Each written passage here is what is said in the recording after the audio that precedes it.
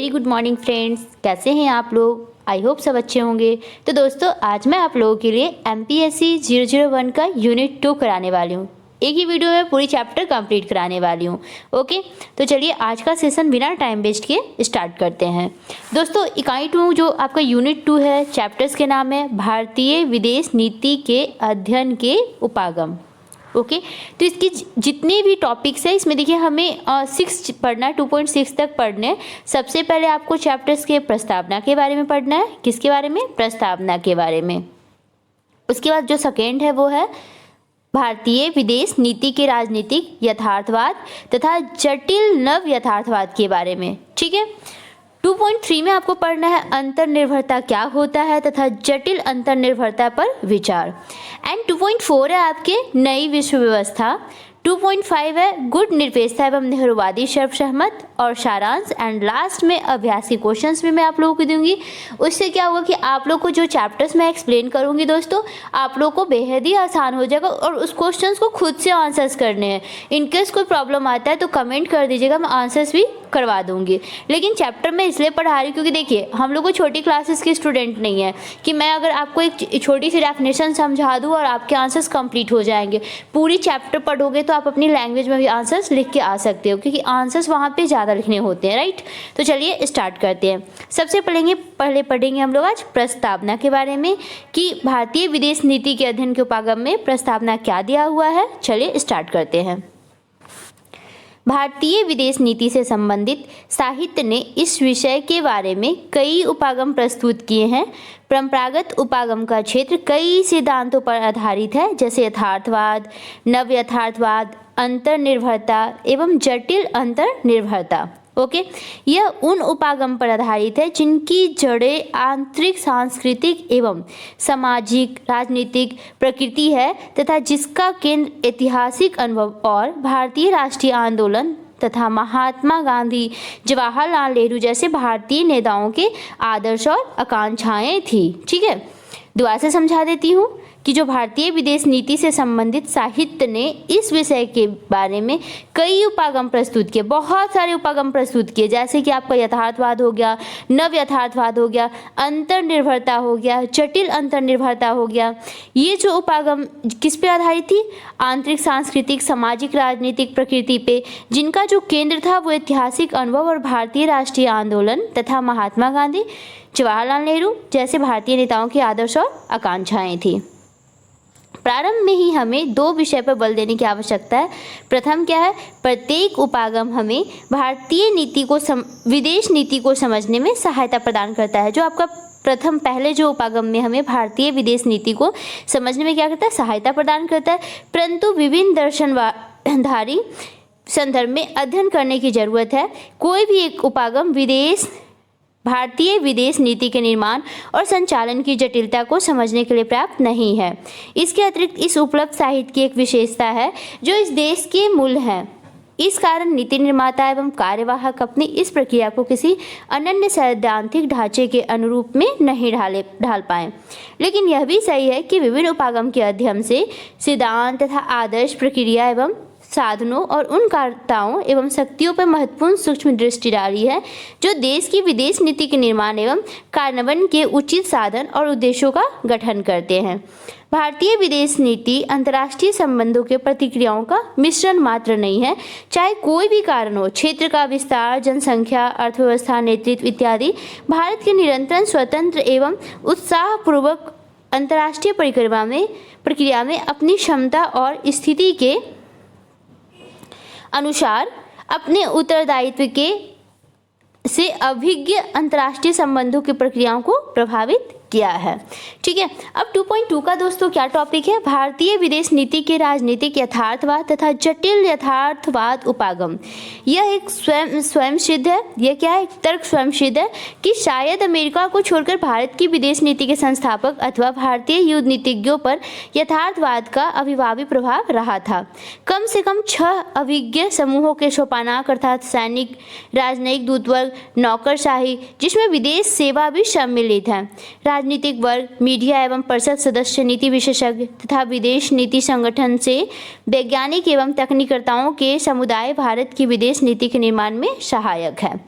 युद्ध नीतिज्ञ समूह आपस में सम्मिलित हैं तथा राजशक्ति का व्यवहार समूह जैसे अन्य लोगों से ज़्यादा उपयोग करते हैं। यद्यपि आर्थिक उदारीकरण के कारण व्यापार का प्रभाव बढ़ रहा है और यह विभिन्न सरकार व्यापार परामर्शक प्रक्रियाओं में दिखाई पड़ता है। उक्त उल्लिखित 6 अभिज्ञ समूहों के मध्य सोपानपक भले ही प्रभाव न कर सके, परंतु लोकप्रिय स्तर पर नीति को वैधता प्रदान करते हैं और ये आश्चर्यजनक नहीं है, क्योंकि विदेश नीति एवं कूटनीति को विशिष्ट वर्ग ही प्रभावित करते हैं। भारत के युद्ध नीतिज्ञ राजनीतिक यथार्थवाद तथा साधारण यथार्थवाद की परिसीमा के अंतर्गत ही कार्य करते हैं।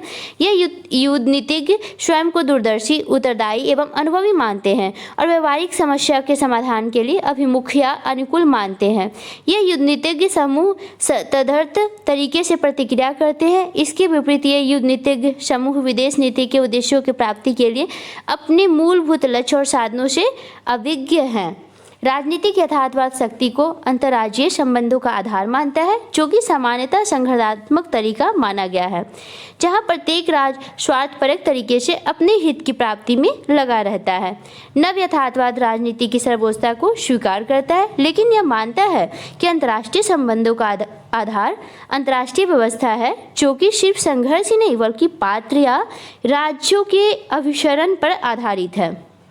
उक्त उल्लिखित दृष्टिकोण के अनुसार बाह्य राष्ट्रीय सुरक्षा तथा आंतरिक राष्ट्रीय एकता के साथ 3 प्रमुख लक्ष्य जुड़े हुए पाए गए हैं, जो अंतरिक्ष लक्ष्य हैं। तृतीय विश्व में तथा क्षेत्र के अंतर्गत नेतृत्व एवं भारत के क्षेत्र महत्ता और सामर्थ्य के अनुरूप राष्ट्र राज्य के समूह के बीच एक उचित स्थान है। इस उपागम की 2 मान्यता है। प्रथम, भारत राज्य की सुरक्षा सर्वोपरि है तथा इसे राष्ट्रीय हित माना जाता है। बाकी सभी तत्व एवं लक्ष्य इस बुनियादी राष्ट्रीय हित के अधीनस्थ हैं। यह सभी राजनीतिक एवं युद्ध नीतिक चिंतन एवं योजनाओं का मार्गदर्शन है। यह ध्यान देने योग्य बात है कि सुरक्षा की राजनीतिक सैन्य शब्दावली में व्याख्या की गई है। यह माना जाता है कि भौतिक एवं सैन्य दृष्टिकोण से सुरक्षित राष्ट्रीय राज्य समाज की एकता एवं कल्याण के लिए यह अत्यावश्यक है। विदेशी प्रभुत्व एवं उपनिवेशवाद के अनुभव एवं विश्वास ने राष्ट्रीय सुरक्षा के लक्ष्य की महत्ता को और बढ़ा दिया है। यदि हम इतिहास की तरफ देखें तो एक बात स्पष्ट है कि जब जब भारत का राजतंत्र विखंडनजन एवं कमजोर रहा है, तब तब देश विदेशी प्रभुत्व एवं शासन का शिकार रहा है। दूसरी मान्यता के अनुसार अंतर्राष्ट्रीय व्यवस्था वास्तव में एक अंतर्राज्य व्यवस्था है।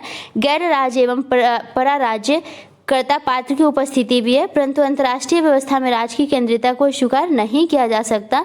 अंतर्राष्ट्रीय व्यवस्था के वैधानिक एवं नैतिक मानदंड का सभी देशों द्वारा पालन किया जाना चाहिए, लेकिन अंततः विश्व को बड़ी शक्ति ही गठित करती है, क्योंकि उन्हीं के पास शक्ति है। यह एक विवादास्पद विषय है, लेकिन शक्ति के सुस्पष्टता राज्य की शक्ति के रूप में ही व्याख्या की गई है।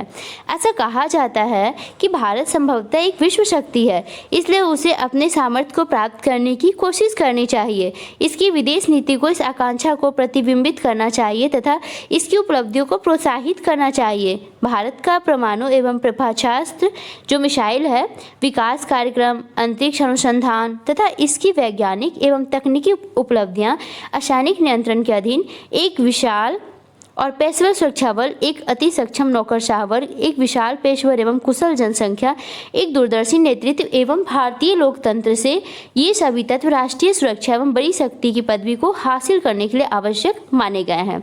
जवाहरलाल नेहरू के नेतृत्व में कुशल कूटनीति विदेश नीति की एक प्रमाण या छापी मानी गई है। इंदिरा गांधी के नेतृत्व में सैन्य शक्ति का क्रम विकास तथा 1990 के पश्चात चतुराईपूर्वक महत्वपूर्ण शक्तियों को राजनीतिक एवं युद्ध नीति संबंधित वार्ताओं में व्यस्त रखना भारतीय विदेश नीति की महत्वपूर्ण क्षमता को प्रदर्शित करता है, जो उसके बड़ी शक्ति होने का प्रमाण है। इस प्रवृत्ति के कारण ही सभी राजनीतिक उद्घोषणाओं और विश्लेषणों में अक्सर भारत को एक बड़ी शक्ति या बड़ी शक्ति की क्षमता वाले देश माना गया है। परमाणु बम के परीक्षण में 1998 के बाद से प्रक्षेपण प्रौद्योगिकी के क्षेत्र में महत्वपूर्ण उपलब्धि के कारण भारत को एक बड़ी शक्ति, कभी उभरती हुई शक्ति एवं कभी महाशक्ति कहकर संबोधित किया जाने लगा है।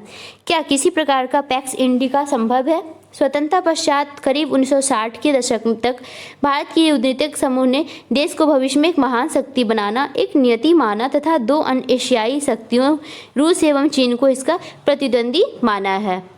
1980 के दशक तथा भारतीय यथार्थवादी एवं महत्वाकांक्षाई दृष्टिकोण था, लेकिन उन्होंने भारत को क्षेत्रीय महत्ता को इस प्रकार प्रस्तुत किया कि समस्त विश्व इस तथ्य को स्वीकार कर ले। दूसरे शब्द में देश को दक्षिण एशिया में एक अग्रणी के रूप में प्रस्तुत करना, न कि एक आधिपत्य के रूप में। सोवियत संघ के विघटन तथा शीत युद्ध के पश्चात की अनिश्चितता के वातावरण में इस दृष्टिकोण को बल मिला और अंतर्राष्ट्रीय समुदाय ने भी भारत को एक बड़ी शक्ति के रूप में स्वीकार किया है। क्षेत्रीय अग्रणी का विचार एक सशक्त एवं उत्तरदायी अंतर्राष्ट्रीय खिलाड़ी की इच्छा के साथ संलग्न था। जटिल नव यथार्थवाद के अंतर्गत अंतर्राष्ट्रीय संबंधों में परिवर्तन के समय, जैसा कि सोवियत संघ के विघटन के समय उत्पन्न स्थिति में मध्यवर्ती शक्तियों को ऊपरी मुख गतिशीलता का अवसर मिलता है। 1990 के दशक में भारतीय विदेश नीति के अंतर्गत परमाणु अस्त्रों का सफल परीक्षण, दूर तक मार करने वाली क्षेपणास्त्र प्रणाली का विकास तथा अपनी सैन्य क्षमता के बल पर बड़ी शक्तियों के संग में शामिल होने का मार्ग था। भारतीय विदेश नीति के यथार्थवाद दृष्टिकोण में कुछ ऐसे प्रसंग हैं जिनकी बार बार पुनरावृत्ति हुई है। सर्वथा यह देखा गया कि चीन भारत का संभावित या वास्तविक सैन्य प्रतियोगी या प्रतिद्वंदी है। 1962 के भारत चीन संघर्ष तथा सीमा विवाद ने इस दृष्टिकोण को बल किया है कि दो बड़े और शक्तिशाली पड़ोसियों का प्रतिद्वंदी होना तय है, कम से कम समय समय पर तो अवश्य ही। पाकिस्तान का विदेश तथा जम्मू कश्मीर के ऊपर विवाद, शीत युद्ध के समय सोवियत संघ की तरफ झुकाव एवं उसके साथ 1971 की मैत्री संधि तथा भारत अमेरिका संबंध के हर एक पहलू पर का चीनी का आयाम रहा है। चीन का एक आर्थिक एवं सैन्य शक्ति के रूप में उदय का एशिया एवं प्रशांत हिंद महासागर की सुरक्षा में बड़ा एवं अप्रत्यक्ष प्रभाव पड़ेगा। परिमाणतः क्षेत्रीय समीकरण के असंतुलन एवं पुनः संतुलन से भारत की सुरक्षा और संपूर्णता पर प्रत्यक्ष प्रभाव पड़ेगा। चीन के इस असंतुलित प्रभाव के जवाब में भारत की विशाल जनसंख्या, बढ़ता हुआ सकल घरेलू उत्पाद तथा कुशल मानव शक्ति एवं इसके 10 लाख से भी अधिक बड़े सुरक्षा बल को हमेशा तैयार रहना होगा। 1998 के परमाणु परीक्षण से पहले यह घोषित मत कि चीन भारत का शत्रु नंबर 1 है, इसी यथार्थवादी चिंतन को प्रदर्शित करता है। उपयुक्त वर्णित विचार उस अंतर्राज्य संबंध और भू राजनीतिक विचार की ऐतिहासिक धारण को व्यक्त करता है जिसे यथार्थवादी मानते हैं। चीन की सैन्य चुनौती का प्रतिकार एवं भारत का बड़ी शक्ति के संग में होना उसकी परमाणुकरण को तर्कसंगत ठहराता है। अतः यह तर्क दिया जाता है कि भारत का परमाणु शक्ति होने का निर्णय उसके पाकिस्तान के संबंधों से स्वतंत्र है। प्रतियोगी सुरक्षा उपागम का इस कथन के हमारे प्रतिद्वंदी की सुरक्षा में ही हमारी सुरक्षा है यथार्थवादी द्वारा कुछ समय तक प्रोत्साहित किया गया कि पाकिस्तान के साथ संबंधों में भारत के विदेश नीति के योजक एवं विश्लेषकों का पर्याप्त समय और ऊर्जा लगा है। एक अस्थायी, सुरक्षित एवं लोकतांत्रिक पाकिस्तान भारत के राष्ट्रीय हित में है, न कि एक उद्धत राष्ट्रवादी, निरंकुश और भारत से वैर रखने वाला पाकिस्तान। भारत पाक संबंधों में कई समस्याएं पाई गई है, जैसे पाकिस्तान के पश्चिमी गुट के साथ संबंधों ने शीत युद्ध को भारत के दहलीज पर लाकर खड़ा कर दिया। इन संबंधों द्वारा उत्पन्न समाप्ति के भय को दूर करने के लिए भारत ने एक अत्यंत कुशल कूटनीति का सहारा लिया। पश्चिमी देशों, विशेष तौर पर अमेरिका ने पाकिस्तान को अपने अंतर्राष्ट्रीय सैन्य हितों के दृष्टिकोण से देखा है। प्रथम उसे सोवियत विस्तार के विरोध में एक बचाव के रूप में देखा गया तथा सोवियत संघ द्वारा अरब सागर, हिंद महासागर के उष्ण जल की खोज ने पाकिस्तान को शीत युद्ध के दौरान अमेरिका द्वारा अग्रिम पंक्ति का देश घोषित किया गया है। 1978 में सोवियत संघ द्वारा अफगानिस्तान में हस्तक्षेप ने पाकिस्तान को पुनः एक अग्रिम पंक्ति का देश बना दिया। इस समय पूर्व एवं पश्चिम के इस महायुद्ध में पाकिस्तान को एक मध्यम के रूप में मुजाहिदीन को धन एवं हथियार देने के लिए प्रयोग किया गया। 11 सितंबर 2001 को अमेरिका में हुए आतंकवादी हमले के फलस्वरूप पाकिस्तान पुनः अग्रिम पंक्ति का देश बन गया और इस बार अंतर्राष्ट्रीय आतंकवाद से लड़ने के लिए इसके अतिरिक्त पश्चिमी देश मध्य एशिया क्षेत्र के खनिज तथा प्राकृतिक गैस के उपयोग के लिए पाकिस्तान को एक प्रवेश द्वार मानते हैं। भारतीय विदेश एवं सुरक्षा नीति निर्माताओं ने शायद कभी भी इस धारणा पर गौर नहीं किया कि अमेरिकी शक्ति का हास्य हो सकता है, जो कि शीत युद्ध के दौरान नव यथार्थवादी के बीच प्रचलित था। एक अन्य चिंता का विषय है कि चीन चीन का उस समय से सबसे भरोसे का साथी है जब चीन अंतर्राष्ट्रीय मामलों में अलग थलग पड़ गया था। चीन का पाकिस्तान को गुप्त रूप से उसके परमाणु एवं प्रक्षेपास्त्र विकास कार्यक्रम में मदद देना उनके भारतीय विरोध रिश्ते को दिखाता है। कुछ बाहरी शक्ति और दबाव का उद्देश्य भारत और पाकिस्तान के बीच सैन्य समानता लाना है, जो कि भारतीय विदेश नीति निर्माताओं एवं नेतृत्व के लिए चिंता का विषय है। भारत क्षेत्र जनसंख्या, सकल घरेलू उत्पाद, सैनिक क्षमता आदि में पाकिस्तान से कई गुना बड़ा है। पाकिस्तान से सैन्य समानता की यह बाहरी विचारधारा उसके बड़ी शक्ति होने के भारत के दावे पर रुकावट खड़ी करती है। अंतर्राष्ट्रीय तथा क्षेत्रीय शक्तियों का अभिमुख होना तथा जम्मू और कश्मीर विवाद ने भारत पाकिस्तान संबंधों को कटु बना दिया है। यथार्थवादी का कहना है कि पाकिस्तान के साथ विरोध राष्ट्रीय एकता के हानिकारक है। पाकिस्तान भारत की सीमा से जम्मू कश्मीर एवं पूर्वोत्तर राज्य में आतंकवादियों को मदद करना जैसी कई घरेलू समस्याओं का स्रोत भी है। अब हम लोग पढ़ेंगे 2.3 का जो टॉपिक है दोस्तों, अंतर्निर्भरता को परस्पर निर्भरता भी कहते हैं और जटिल अंतर्निर्भरता पर विचार। ओके, तो चलिए ये भी टॉपिक आज कंप्लीट कर लेते हैं। एक प्रचलित दृष्टिकोण के अनुसार भारत के घरेलू कारक तथा विदेश नीति प्राथमिकताओं के बीच गहरा संबंध है। राजनीतिक सैनिक सुरक्षा से संबंधित सक्रिय तथा सामान्य धारणा न सिर्फ गतिहीन है बल्कि पुरानी भी है। 1990 के दशक में अधिकतर लेखों में यह कहा गया कि भारत की विदेश नीति राजनीतिक अस्थिरता एवं विचारधारा की इस अनिश्चितता से गुजर रही है। बाह्य संबंधों का मूलभूत लक्ष्य तथा उचित साधन कैसा होगा। एक बात जिसे लगातार महसूस किया जा रहा है वह यह कि अंतर्राष्ट्रीय व्यवस्था अंतर्राज्य व्यवस्था से कहीं अधिक है, क्योंकि इसमें विभिन्न प्रकार के गैर राज्य एवं पराराज्य कर्ता, पात्र और संबंध शामिल हैं।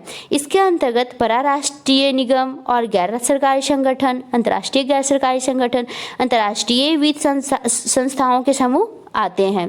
संक्षेप में यह अखंडनीय है जो कि नीति निर्माण को प्रभावित करते हैं या जिनका हित इसमें सम्मिलित हो, जैसे ऐसे सामाजिक पात्र एवं गैर सरकारी पात्र घरेलू और अंतर्राष्ट्रीय दोनों हैं।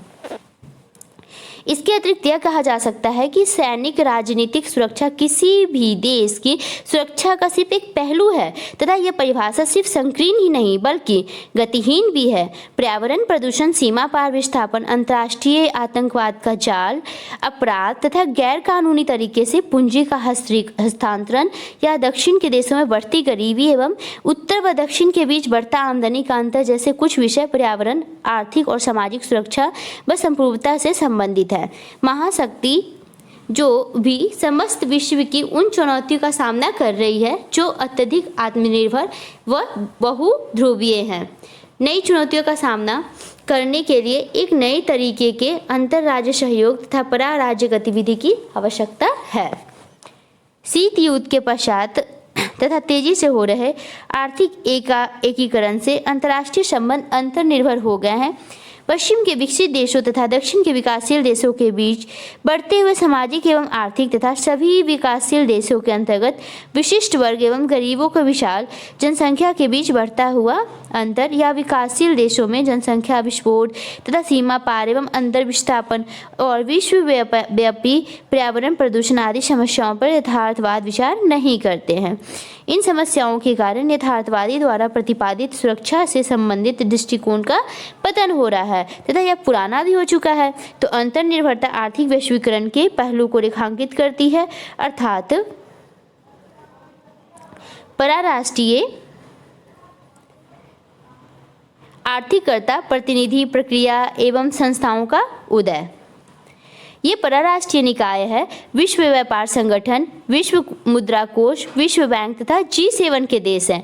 वित्त का विस्तार एवं ढांचा, तकनीकी नियंत्रण व्यवस्था, विकसित देशों के बाजार में प्रवेश के लिए या ऋण तथा सहायता के लिए बढ़ती हुई राजनीतिक एवं सामाजिक शर्तें लादना, औद्योगिक देशों विशेष तौर पर अमेरिका द्वारा विकासशील देशों पर विश्व व्यापार संगठन के मसले सामूहिक दबाव डालना ताकि वे अपनी कृषि, औद्योगिक, सेवा और आर्थिक क्षेत्र को विश्व वित्तीय एवं आर्थिककर्ताओं पात्रों के लिए खाल दे, ताकि जिससे आर्थिक संपूर्णता का अर्थ है ही पुराना पड़ जाना कई सैनिक दृष्टि से शक्तिशाली देशों को भी आर्थिक मंदी का सामना करना पड़ा तथा 1990 के दशक में कई देश का पतन भी हो गया।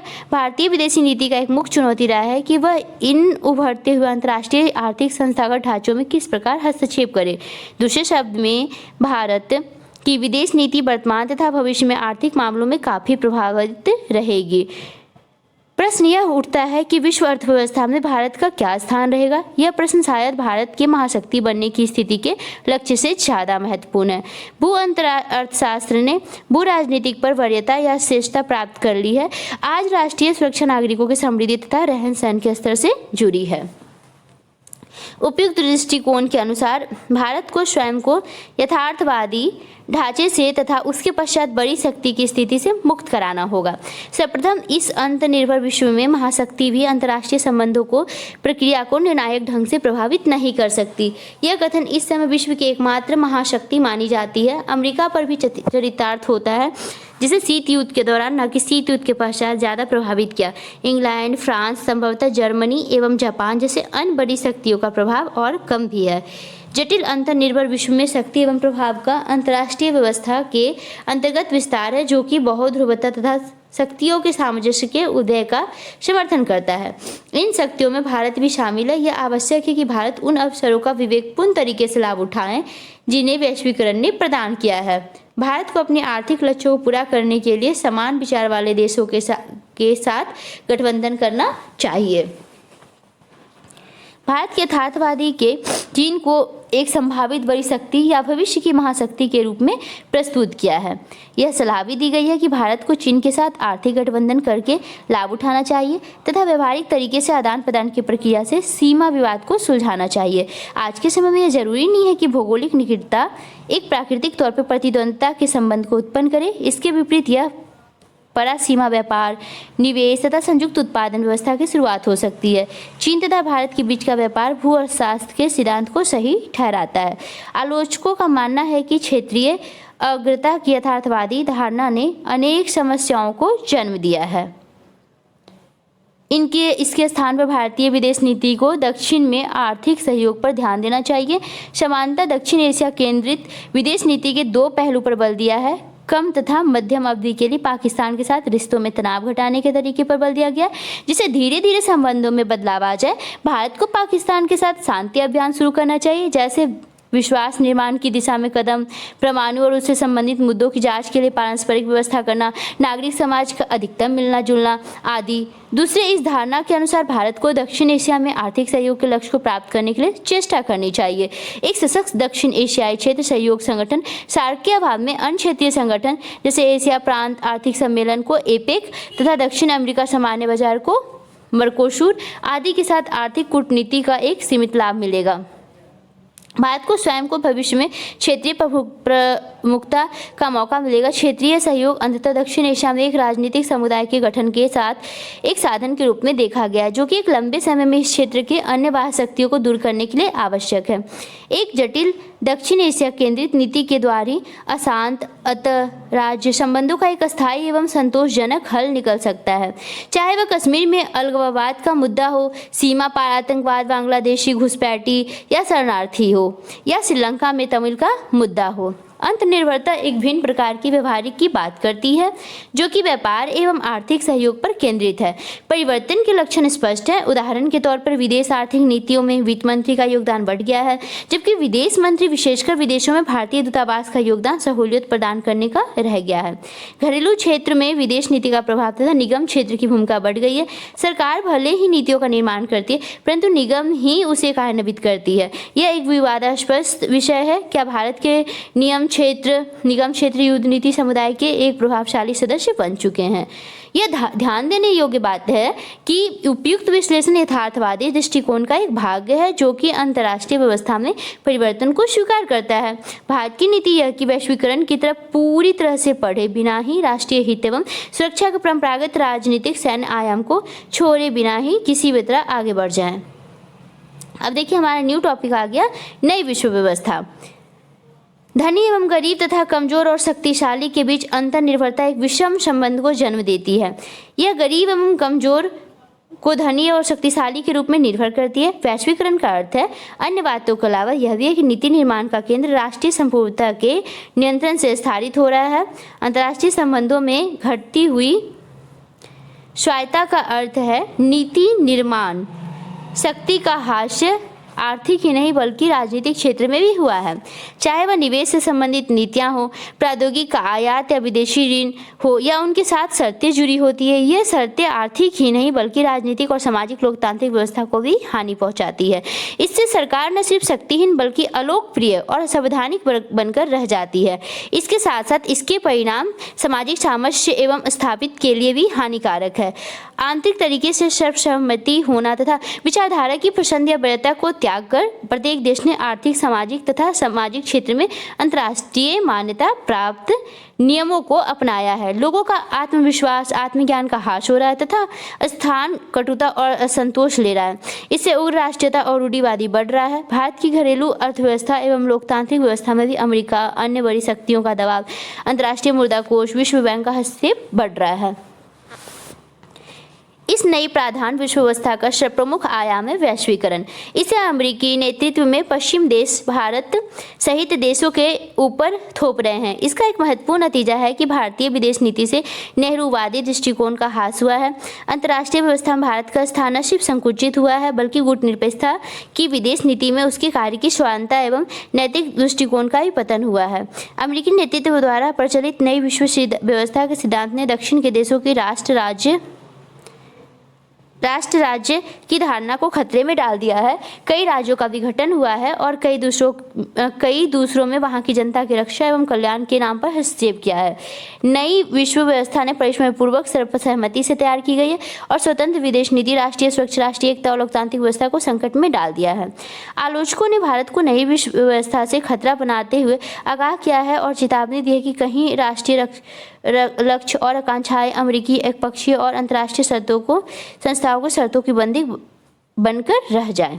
ओके, तो ये भी टॉपिक कंप्लीट हो गया दोस्तों। अब हम लोग का टॉपिक है गुटनिरपेक्षता और नेहरूवादी शब्द सम्मत। बहुत इंपॉर्टेंट है, एग्जाम्स के लिए भी इंपॉर्टेंट है। इससे पेपर में क्वेश्चंस बहुत ज़्यादा आते हैं। काफ़ी समय के लिए विशेष तौर पर नेहरूवादी के समय में गुटनिरपेक्षता भारतीय विदेश नीति के अध्ययन का एक मुख्य दृष्टिकोण था। भारत में कभी भी विश्व का दृष्टिकोण एवं वहां उसका स्थान इतना सशक्त नहीं रहा जितना कि वह गुटनिरपेक्षता के स्वर्णकाल के दिनों में 1950 एवं 1960 के दशकों में था। 1970 के दशक तक भारतीय विदेश नीति का लक्ष्य एवं साधन सामंजस्य के बजाय सशक्त था। जब नेहरूवादी सहमति का पतन हुआ क्योंकि भारतीय विदेश नीति अंतर्राष्ट्रीय विषय पर उच्च नैतिकता का पालन करती थी तथा 1962 के चीनी आक्रमण के कारण गुटनिरपेक्षता भारतीय सुरक्षा को निश्चित करने में असक्षम रही और भारत की बड़ी शक्ति की महत्वाकांक्षा को धक्का लगा। यद्यपि यह अस्वीकार नहीं किया जा सकता कि तृतीय विश्व एकता गुटनिरपेक्षता का आधार था, आज भी नीति को महत्वपूर्ण तरीके से प्रभावित करती है।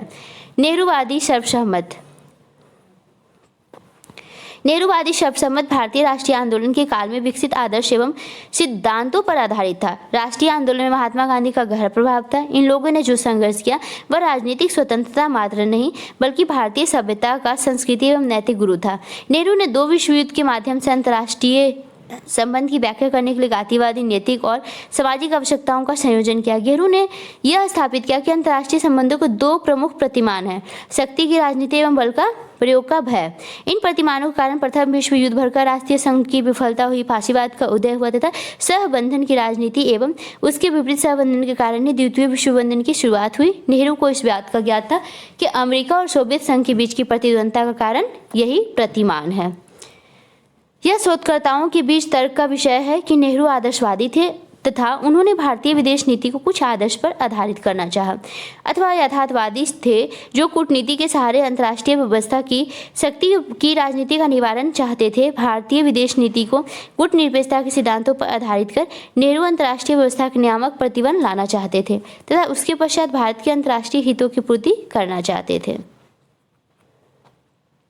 उन्होंने इन लक्ष्यों की पूर्ति कैसे की? प्रथम गुटनिरपेक्षता एशिया एवं अफ्रीका के नवोदित देशों की स्वतंत्रता और कार्यों में स्वतंत्रता पर आधारित थी। इस प्रकार नेहरूवादी विदेश नीति संप्रभु राष्ट्र राज्य को अंतर्राष्ट्रीय व्यवस्था में एक इकाई मानती है। द्वितीय, नेहरू संघर्ष के विपरीत अंतर्राष्ट्रीय व्यवस्था में अंतर्राज्य सहयोग को प्रोत्साहित करना चाहते हैं। यह आदर्शवाद एवं कठोर राष्ट्रीय हित का मिश्रण है, जो उनके संरक्षण में भारतीय विदेश नीति के कम से कम 3 महत्वपूर्ण मामलों में दिखाई पड़ता है। गुटनिरपेक्षता उस संकट की प्रतिक्रिया की थी जो अंतर्राष्ट्रीय व्यवस्था में 2 महाशक्ति द्वारा उत्पन्न की गई, जिसके पास परमाणु हथियार थे तथा विश्व के कमजोर देश को अपने अधीन एवं नियंत्रण में रखना चाहते हैं। इस प्रकार महाशक्ति की प्रतिस्पर्धा पश्चिम से बाहर भी फैलने लगी और इसके अंतर्गत विकासशील देश भी आ गए, जिससे अंतर्राष्ट्रीय व्यवस्था संकट में पड़ गई। दूसरे शब्द में शीत युद्ध के कारण सर्वव्यापक लोकतांत्रिक अंतर्राष्ट्रीय समाज का पतन होने लगा। गुटनिरपेक्षता व सैद्धांतिक और एक दूरदर्शी कदम था जो गुट की राजनीति द्वारा तेजी से हो रहा था। अंतर्राष्ट्रीय लोक स्थान के हाशिए के विरुद्ध स्वतः के लिए स्थान का विस्तार एवं सुरक्षा चाहता था। नेहरू एक अभूतिक्षम यथार्थवाद थे जिन्होंने अंतर्राष्ट्रीय संबंध की दिशा को पहचान लिया था तथा भारत एवं अन्य संघर्षरत उपनिवेशों को 1946 से दूरता के खतरों के विरुद्ध में प्रेरित भी किया था। भारतीय विदेश नीति के नेहरूवाद दृष्टिकोण की आलोचना की जाती है कि वह राष्ट्रीय सुरक्षा से जुड़े मामलों का महत्व नहीं देते, परंतु गुटनिरपेक्ष दृष्टिकोण के समर्थकों का कहना है कि विदेश नीति का निर्माण का स्वतः पर बल देकर तथा शीत युद्ध के प्रसार को रोककर राष्ट्रीय सुरक्षा के प्रश्न को हल किया गया। भारत के पाकिस्तान के साथ संबंधों ने इस बात को पुष्टि कर दी कि गुटनिरपेक्षता आदर्शवाद से कहीं बढ़कर है। गुटनिरपेक्षता ने पश्चिम की तरफ से मिले अवसरों से अपने को दूर नहीं किया था। भारत के विरुद्ध सोवियत चीन दूरी के निर्माण को हतोत्साहित करता है। कश्मीर के मसले पर भारत एवं पाकिस्तान के रिश्ते को अनुरक्षण रखना, जबकि पाकिस्तान और पश्चिमी गठबंधन का सदस्य था। चीन द्वारा भारतीय सुरक्षा की चुनौती का सामना भी नेहरू ने इस कूटनीति से किया। प्रथम पश्चिमी एवं हिंदी चीनी भाई और इसके बाद खुर्शीद के समय सोवियत संघ से निकट संबंध स्थापित करके स्वाभाविक मित्र कहकर स्वीकार कर लिया। चीन से युद्ध में हार के बावजूद कुशल कूटनीति पर विश्वास रहा ताकि भारत एक महत्वपूर्ण शक्ति रहे और इसी तरह समय अंतर्राष्ट्रीय संबंध को शक्ति की राजनीति से दूर रखना नेहरू के कार्यकाल में भारतीय विदेश नीति की पहचान है। आज बदले हुए परिवेश में नेहरूवादी सहमति की प्रासंगिकता पर सवाल उठ रहे हैं। यद्यपि यह कहा जा सकता है कि सैन्य बल से ज़्यादा कुशल कूटनीति पर आश्रय आज ज़्यादा प्रासंगिक हो गया है, क्योंकि अब भारत सभी शक्तियों के साथ अनुकूल संबंध, आर्थिक सहयोग बढ़ाना चाहता है। यह उस दृष्टिकोण से विपरीत है जो यह कहता है कि नेहरूवादी सहमति पुराना सिद्धांत हो चुका है और उसका परित्याग कर दिया है। कुछ हद तक वह अंतर्राष्ट्रीय लोक संस्थान जिसे कि नेहरू और गुटनिरपेक्ष आंदोलन को कार्य करने की स्वतः दी का हास हो रहा है। इसके अतिरिक्त गुटनिरपेक्ष आंदोलन ने स्वयं की आंतरिक सामंजस्य और एकता को खो दिया, अतः उसकी प्रासंगिकता पर सवाल उठ खड़े हुए हैं। गुटनिरपेक्ष विदेश नीति को भारतीय राष्ट्रीय आंदोलन के विविध सांस्कृतिक एवं ऐतिहासिक प्रसंग में रखकर विश्लेषकों ने भारत की विदेश नीति के कार्यान्वयन एवं चिंतन में नेहरू के व्यक्तिगत प्रभाव को जोशीली श्रद्धांजलि दी है। नेहरू अंतर्राष्ट्रीय मामलों के उत्सुक प्रेक्षक थे तथा उन्होंने राष्ट्रीय आंदोलन में अंतर्राष्ट्रीय महत्व के विषय पर अपने दृष्टिकोण एवं विचार के प्रतिपादन में महत्वपूर्ण समय व्यतीत किया है। वह स्वयं विदेश मंत्री भी थे।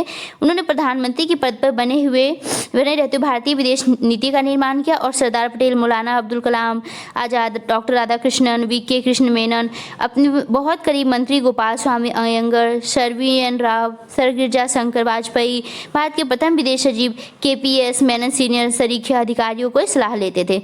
नेहरू के प्रधानमंत्रित्व काल के शुरू में संस्थानिक और संरचनात्मक नीति निर्माण प्रक्रिया या तो कमजोर नहीं है या उसका अभाव था। भारत के पूर्व विदेश सचिव जे.एन. दीक्षित के अनुसार नेहरू राष्ट्रीय महत्व एवं हितों को समझते थे और नीति एवं विकल्पों की परिकल्पना करते थे तथा विदेश नीति से संबंधित किसी भी पहलू पर कोई नीति या कार्रवाई शुरू नहीं करते थे।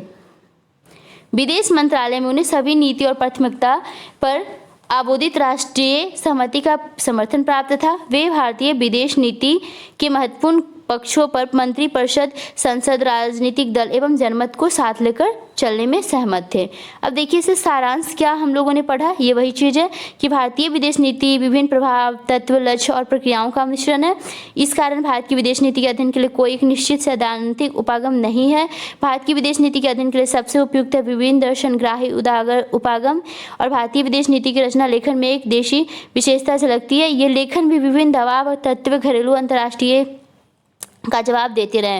राजनेता, नीति निर्धारक एवं कर्ता भी अपने विचार और प्रक्रियाओं को किसी एक सैद्धांतिक ढांचे में नहीं रख सकते। यद्यपि विभिन्न उपागम के अध्ययन से उन सिद्धांतों एवं आदर्श प्रक्रियाओं और साधनों पात्र है उन दबाव का पता चलता है कि विदेश नीति के लक्ष्य एवं उचित साधनों के लिए जरूरी है। अतः भारतीय विदेश नीति के उपागम की विषय वस्तु के अध्ययन के लिए यही उद्देश्य है। अब अभ्यास के क्वेश्चंस क्या है कि भारतीय विदेश नीति के यथार्थवाद दृष्टिकोण का संक्षेप में वर्णन कीजिए। नेहरू सर्वसम्मत से आप क्या समझते हैं? और भारतीय विदेश नीति के अध्ययन में यथार्थवाद और अंतर्निर्भरता उपागम में कुछ मुख्य अंतरों को स्पष्ट कीजिए। तो दोस्तों ये क्वेश्चंस आपको खुद से सॉल्व करने हैं क्योंकि पीछे सारे के सॉल्यूशंस हैं, इनकेस प्रॉब्लम